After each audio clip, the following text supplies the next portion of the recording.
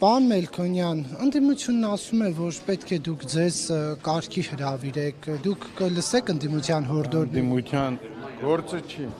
Այսինքն դուք կշարունակեք հա թիրախավորել արցախցիներին։ Չեմ թիրախավորում, ես ասում եմ ճշմարտությունն է ինչ որ կա։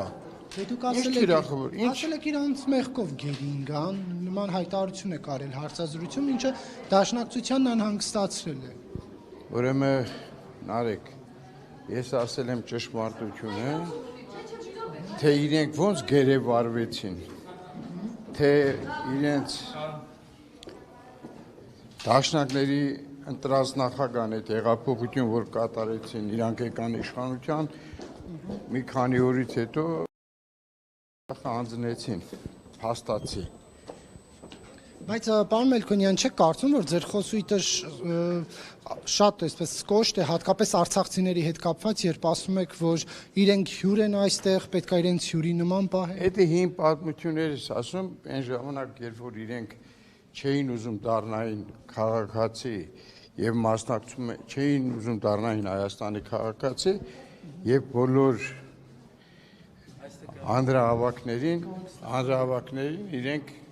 մասնակցում էին ու պահանջում էին վարչապետի հրաժարականը, երբ որ իրենք քաղաքացի չէին։ Այդ ժամանակ եմ ես ասել, որ դառնան քաղաքացի եւ մասնակցեն բոլոր Հայաստանում կատարվող իրադարձություններին։ Էս է ամբողջը։ Բայց Հայաստանը չպետք է օգներ, որ գերի չգերեվարվեին Արցախի ռազմաքաղաքական։ Ուրեմն Հայաստանը ինչ պետք է աներ։ Վերտալյոտ ուղարկել իրանց հետևից։ Չէ՞ որ իրենք արդեն ռուսների հետ պայմանավորվել էին այդ ամեն ինչը։ Ռուսները իրենց հանձնեցին։ Նաև ղեկավարությունը այդ ժամանակվա Արցախի ղեկավարությունը գնաց ստորագրեց եւ հանձնեց իրենց։ Թող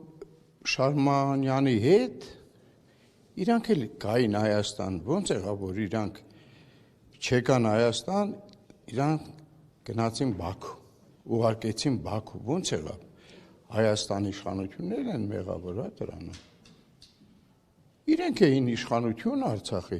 Թող պայմաններից մեկը Շարմանյանը դներ, որ Շարմանյանին նկատի ունեք։ Շարմանյանը ղեկավարում էր երկրի նախագահն էր, թող պայմաններից մեկը ինքը դներ, որ ռազմաքաղաքական գործիչները իր հետ գան Հայաստան։ Հայաստանը այդ ոչ մի բան չէր կարող անել, որտեղ Ռուսաստանի երաշխավորում է Ռուսաստանը, Արցախի անվտանգության, ժողովրդի, բոլորի հետ։ Իրանք էլ այդ ժամանակ որպես իշխանություն իրանք էին որոշում ինչ պետք է արվի, ինչ չպետք է անի։ Ես եմ ասել, ես ճշմարտությունն եմ ասել, թե ոնց եղավ, ես եմ հաստատ ոնց եղավ, որ Շարմանյանը եւ մնացածը եկան, չէ՞ որ այնտեղ լիք սպայակազմ կար, հրամանատարներ կային։ Այդ ոնց եղավ բոլորը եկան, իսկ նախկին նախագահները չեկան։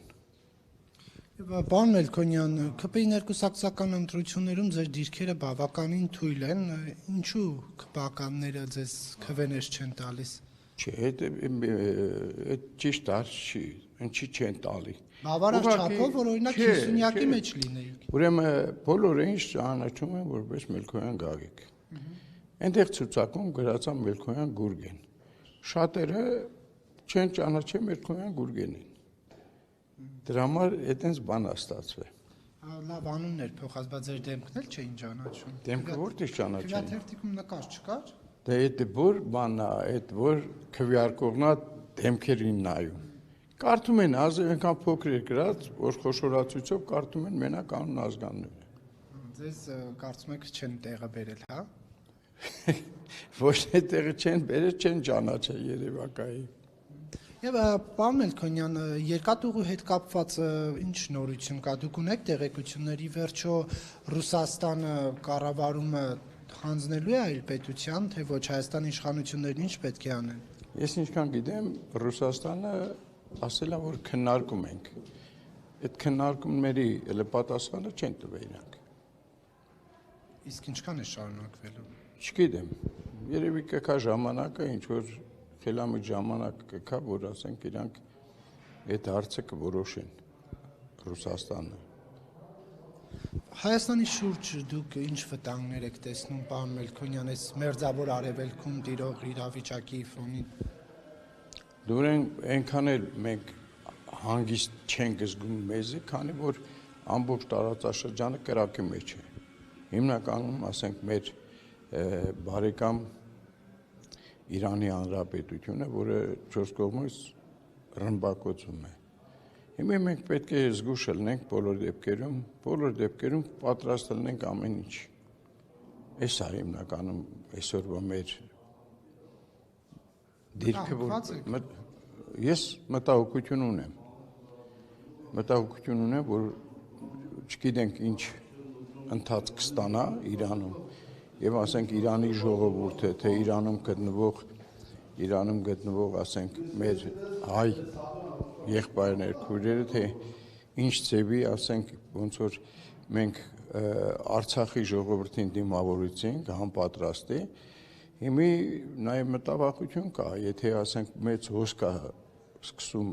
դեպի Հայաստան, մենք պետք է կարողանանք ինչ-որ չափով պատրաստ լինենք դրան։ Եվ պարոն Մելքոնյան, հայերը, որ մնացել են դրսերում, հա, օրինակ արաբական երկրներում, հիմա իրենց ձեր գործընկեր падգամավորի ընտանիքին պատկանող ավիաընկերությունը $1000-1200 տեղափոխում է օրինակ արաբական աշխարհից Հայաստան, կառավարությունը միայնակ չի թողել այդ իրավիճակում հայտնված հայերին, ինչ օրինակ չարտերային թռիչքներ չեն կազմակերպում եւ թանկ տոմսեր են վաճառում։ Մարիգան, չեմ կարող այդ հարցին պատասխանել ես։ Տեղյակ չեմ դրանից։ Դուք տեղյակ չեք, որ ամբողջ Տեղյակ եմ, բայց ասենք այդ կազմակերպելը, որ պետք է կազմակերպի այնտեղից բերվի, ոնց որ դուք եք լրատվամիջոցներից իմացել, ես էլ լրատվամիջոցներից իմացել եմ, որ ասենք օրինակ երեք առավոտ մի ինքնադիր արդեն եկել է։ Հետո պատրաստում են նորից գալու, թե մի ով է։ Բայց իշխանությունը, կառավարությունը մենակ չի թողել այդ մարդկանց, որ ասում է €1000-ով տոմս արեք։ Իշխանությունը չի թողել ոչ ոքի, ինքը հետևողական է այդ ամեն ինչին, որպեսզի մեր ժողովուրդը հետ գա։